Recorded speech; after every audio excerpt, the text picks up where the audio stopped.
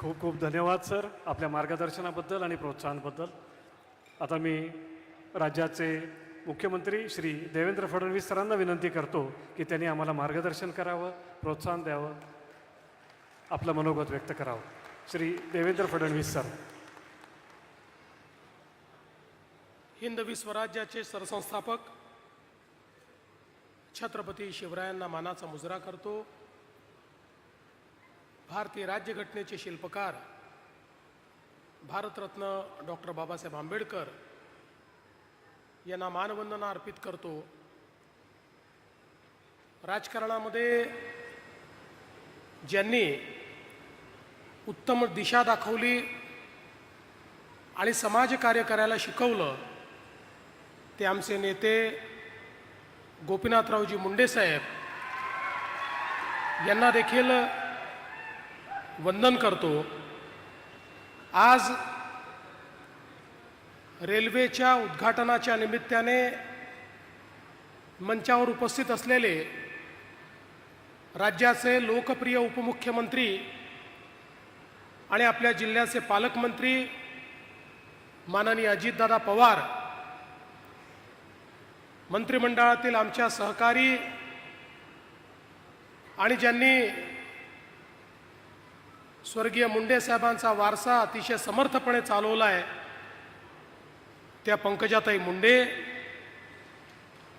ज्येष्ठ खासदार रजनीताई पाटील, आपल्या जिल्ह्याचे खासदार बजरंगअण्णा सोनवणे, आमचे मित्र आमदार धनंजयजी मुंडे, आमदार विक्रमजी काळे, आमदार नमिताताई मुंदडा, आमदार विजयसिंह पंडित, भीमरावजी धोंडे, समीरजी काझी, शंकरजी देशमुख, केशवराव आंधळे, राम कुलकर्णी, धर्मवीरजी मीणा, जितेंद्र पापळकर, वीरेंद्रजी मिश्रा, विवेक जॉन्सन, नवनीत कावत, मनिंदर उप्पल, श्यामसुंदर गुप्ता, मंचावरील सर्व मान्यवर आणि उपस्थित सर्व भगिनी आणि बंधूंनो, आज खरोखर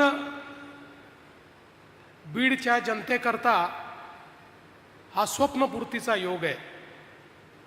अनेक दशकाच्या प्रयत्नानंतर खऱ्या अर्थानं आपल्या स्वप्नातली रेल्वे या सुरू होते. आणि मगाशी उल्लेख झाला, केशर काकू क्षीरसागर असतील किंवा आमचे नेते गोपीनाथराव मुंडे साहेब असतील, यांनी या रेल्वेचं स्वप्न केवळ बघितलं नाही, तर मुंडे साहेबांनी या रेल्वेचं स्वप्न प्रत्यक्षात आणण्याकरता एक मोठा संघर्ष देखील केला. आणि म्हणूनच आज मी असं म्हणू शकतो की हा पितृपक्ष चाललेला आहे. आपण अखरपक म्हणतो, पितृपक्षामध्ये आपल्या पितरांना काहीतरी अर्पण करायचं असतं, त्यांच्या आवडीच्या गोष्टी त्यांना द्यायच्या असतात. आमच्या मुंडे साहेबांच्या आवडीचा विषय काय होता, तर बीडची रेल्वे होती. ती आज आम्ही त्यांना या ठिकाणी अर्पण करतोय. खरं तर मागच्या काळामध्ये आम्ही न्यू आष्टी ते अहिल्यानगर 2023 साली त्याचा शुभारंभ केला होता आणि आता बीडपर्यंत आपण या ठिकाणी पोचलेलो आहोत. आणि दादांनी आताच सांगितलं की लवकरच विजेचं काम देखील पुढच्या 3-4 महिन्यात आम्ही पूर्ण करू आणि त्यानंतर ही विजेच्या इंजिनवर ज्यावेळी धावेल त्यावेळी याचा वेगही वाढेल आणि प्रवासाचे तासही कमी होतील. त्याच्याकडे आता आपण सगळे अग्रेसर झालो. मी या ठिकाणी अजितदादा आणि पंकजाताई यांच्या म्हणण्याशी सहमत आहे. हा श्रेयवादाचा दिवस नाही आहे, हा दिवस आपल्या आनंदाचा दिवस आहे. आणि म्हणून ज्या ज्या लोकांनी, शेवटी जगन्नाथाचा रथ आहे, तो रथ ओढत असताना अनेक लोकांचे हात लागतात. त्यामुळे ज्या ज्या लोकांनी प्रत्यक्ष अप्रत्यक्ष या कामामध्ये त्या ठिकाणी मदत केली असेल, त्या सगळ्यांचे मी मनापासून आभार मानतो, त्यांचं अभिनंदन करतो. या ठिकाणी एक रेल्वे संघर्ष समिती देखील होती. त्या समितीच्या लोकांचंही मी मनापासून आभार मानतो, अभिनंदन करतो. खरं म्हणजे आजचा दिवस हा दोन अर्थाने महत्वाचा आहे. एकीकडे 17 सप्टेंबर म्हणजे मराठवाडा मुक्तीचा हा दिवस आहे. भारताला मुक्ती मिळाल्यानंतरही 13 महिने मराठवाडा रजाकारांशी लढत होता आणि त्यानंतर 13 महिन्यांनी हा मराठवाडा मुक्त झाला. त्या मुक्तीचा दिवस म्हणजे आजचा 17 सप्टेंबरचा दिवस आहे. आणि त्याच वेळी या रेल्वेला पूर्ण करण्याकरता ज्या व्यक्तीचा आशीर्वाद आपल्याला लाभला आणि ज्यांनी सतत गेले 10 वर्ष केंद्र सरकारच्या माध्यमातनं आम्हाला पैसे कमी पडू दिले नाहीत, ते देशाचे प्रधानमंत्री माननीय नरेंद्र मोदीजी यांचाही आज जन्मदिवस आहे. त्यांचेही विशेष आभार या ठिकाणी मी मानतो. खरं तर आपण सगळ्यांनी तो इतिहास बघितला. 2008 साली, त्याच्या आधी 99 साली या संदर्भातले ठराव झाले, त्याचा मंत्रिमंडळ ठराव झाला. पण केंद्र सरकार आणि राज्य सरकारने जे 50-50% पैसे द्यायचे होते त्याचं गणित बसत नव्हतं.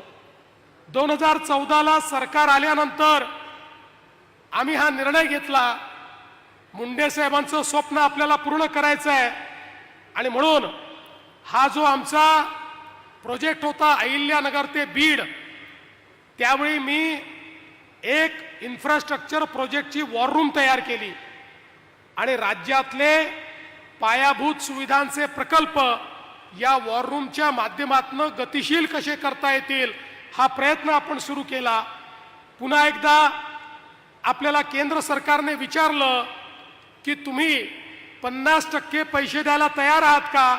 आम्ही सांगितलं जेवढे पैसे केंद्र सरकार देईल तेवढेच पैसे आम्ही द्यायला तयार आहोत. आणि आपण वॉर रूम प्रोजेक्ट म्हणून पैसेही दिले आणि सातत्याने याचा पाठपुरावा आपण करत होतो. मला आज या ठिकाणी सांगितलं पाहिजे की आज सगळ्यात क्रिटिकल काम हे रेल्वे बनवणं नव्हतं. यातलं सगळ्यात क्रिटिकल काम हे जमिनीचं संपादन होतं. आणि जवळपास वॉर रूमच्या 8 बैठका या जमीन संपादनाकरता आपण केल्या, ज्यामध्ये पंकजाताई होत्या, ज्याच्यामध्ये प्रीतमताई होत्या, ज्याच्यामध्ये मोठ्या प्रमाणात इथले सगळे कलेक्टर्स होते, इथले अधिकारी होते. आणि त्या माध्यमातनं या लँड ॲक्विजिशन मधले सगळे अडचणी आपण दूर करत गेलो आणि त्यातनं हळूहळू हे ॲक्विजिशन सुरू झालं. मला हेही नमूद केलं पाहिजे की मध्यंतरीच्या काळामध्ये ज्यावेळेस काही काळ सत्ता बदल झाला त्यावेळी तेव्हाच्या सरकारने निर्णय घेतला की कुठल्याच रेल्वे प्रकल्पाला आम्ही 50% पैसे देणार नाही. त्यामुळे राज्यातल्या सगळ्या रेल्वे प्रकल्पांचं काम हे त्या ठिकाणी रखडलं होतं. पण मला सांगताना आनंद वाटतो, शिंदे साहेबांच्या नेतृत्वात पुन्हा आपलं सरकार आलं. आम्ही अजितदादा आम्ही सगळे एकत्रित आलो आणि आम्ही पहिला निर्णय जर काही घेतला असेल तर सगळ्या रेल्वे प्रकल्पांना महाराष्ट्र सरकार 50% हिस्सा देईल अशा प्रकारचं पत्र आम्ही केंद्र सरकारला दिलं. आणि नुसतं पत्र देऊन थांबलो नाही तर त्या ठिकाणी तो निधी देणं सुरू केलं. अजितदादा देखील अर्थमंत्री झाले, त्यांनी त्यांच्या बजेटमधनं या प्रकल्पाकरता आवश्यक जे पैसे होते ते पैसे या ठिकाणी दिले आणि म्हणून हा प्रकल्प आज आपण पूर्ण करू शकलो आणि यातनं मोठ्या प्रमाणात हे काम झालेलं आपल्याला पाहायला मिळत आहे. आणि म्हणून मी याकरता मोदीजींचे आभार मानेन की मोदीजींनी गेल्या 10 वर्षामध्ये मराठवाड्यातल्या रेल्वे प्रकल्पाकरता 21,000 कोटी रुपये दिले. 21,000 कोटी रुपये. मला या ठिकाणी राजकीय स्टेटमेंट करायचं नाही, पण आपल्याला आकडा सांगतो, या मराठवाड्याकरता त्याच्या पूर्वीच्या 10 वर्षामध्ये 450 कोटी रुपये मिळाले होते. 450 कोटी रुपये. आणि मोदीजींनी 10 वर्षात 21,000 कोटी रुपये मराठवाड्याच्या रेल्वे करता दिले. आणि म्हणून आज हे सगळे प्रोजेक्ट्स या ठिकाणी पूर्ण होऊ शकतायत. याचं कारण हे जे पैसे माननीय मोदी साहेबांनी दिले त्यातनं मोठ्या प्रमाणात हे परिवर्तन झालेलं आपल्याला पाहायला मिळत आहे. मी मराठवाड्याच्या जनतेला, बीडच्या जनतेला सांगू इच्छितो, आमचं सरकार हे मराठवाड्याच्या पाठीशी आहे. मगाशी खासदार साहेबांनी सिंचनाचा प्रश्न देखील उपस्थित केला. आमच्या सरकारने हा प्रण केलाय, मराठवाड्याच्या मागच्या पिढीने दुष्काळ बघितला, पण या पिढीला आणि पुढच्या पिढीला आम्ही दुष्काळ पाहू देणार नाही. या मराठवाड्याला पाणीदार बनवण्याचा निर्णय आम्ही घेतलाय. मला आनंद वाटतो, मराठवाड्याच्या हिश्श्याचं 23 TMC पाणी हे हरवलं होतं, त्यातलं 60 TMC पाणी आम्ही शोधून काढलं आणि आष्टीपर्यंत ते पाणी आणण्याचं काम हे आमच्याच सरकारने या ठिकाणी केलं. पण तेवढं करून चालणार नाही. आता पुन्हा एकदा त्या ठिकाणी कृष्णा खोऱ्यातलं जे पुराचं पाणी आहे, सांगली आणि कोल्हापूरचं ते पाणी, आता एक नवीन प्रकल्प आम्ही हातामध्ये घेतलाय आणि जवळपास 36 TMC पाणी हे तिथनं आम्ही पुन्हा उजनीमध्ये आणतो आणि उजनीमधनं ते मराठवाड्यामध्ये आणण्याचं काम या ठिकाणी आमचं सरकार करेल. आणि एवढंच नाही तर उल्हास खोऱ्यामध्ये वाहून जाणारं 54 TMC पाणी हे देखील उचलून आम्ही या मराठवाड्यामध्ये गोदावरीच्या खोऱ्यामध्ये आणणार आहोत. आणि गोदावरीच्या खोऱ्याला तुटीच्या खोऱ्यापासनं त्या ठिकाणी पाण्याचं खोरं बनवून त्यातनं संपूर्ण मराठवाड्यामध्ये पाण्याचं जाळं विणण्याचं काम आम्ही करणार आहोत. मराठवाड्यातला दुष्काळ हा भूतकाळ काळाचा निर्णय आम्ही घेतलेला आहे. आणि हे करत असताना या गोष्टी केवळ कागदावर नाही आहेत, याच्या सगळ्या मान्यता आम्ही घेतल्या आहेत. काहींचं टेंडर आम्ही काढतो. 54 TMCचं या ठिकाणी अंतिम अन्वेषण चाललेलं आहे आणि पुढच्या वर्षी त्याचंही टेंडर आम्ही काढू आणि याच पिढीला ते काम पाहता येईल. आणि पुढच्या पिढीला तर दुष्काळ काय आहे हे देखील या ठिकाणी माहीत असणार नाही. अशा प्रकारे मराठवाड्याचं चित्र बदलण्याचा प्रयत्न आमचा आहे. आणि म्हणून मी आपल्याला एवढंच सांगतो की आज सरकार सर्व परीने आपल्या पाठीशी आहे. आणि आता अजितदादांनी सांगितलं, या बीड जिल्ह्याच्या सर्वांगीण विकासाकरता जे काही प्रकल्प या ठिकाणी आमचे लोकप्रतिनिधी असतील, आपण सगळे मिळून मांडाल, त्याच्याकरता अजितदादा असतील, मी असेल किंवा शिंदे साहेब असतील, आम्ही कुठल्याही परिस्थितीमध्ये त्या प्रकल्पांच्या पाठीशी उभे राहू. हात अकडता न घेता त्या प्रकल्पांना आवश्यक तो सर्व निधी आपण उपलब्ध करून देऊ, हा विश्वास मी आपल्या सर्वांना देतो. पुन्हा एकदा बीडकरांचं अतिशय मनापासून अभिनंदन करतो. ही रेल्वे पोचलेली नाही, ही विकासाची एक वाहिनी तुमच्यापर्यंत पोचली आहे, लक्षात ठेवा. जिथे रेल्वे पोचते तिथेच विकास पोचतो. त्यामुळे विकासाची वाहिनी तुमच्यापर्यंत पोचल्याबद्दल तुमचं मनापासून अभिनंदन करतो आणि माझं बोलणं संपवतो. धन्यवाद. जय हिंद, जय महाराष्ट्र. खूप खूप धन्यवाद सर, आपल्या मार्गदर्शनाबद्दल, प्रोत्साहनाबद्दल. सर्व प्रवासी बंधूंना थोडीशी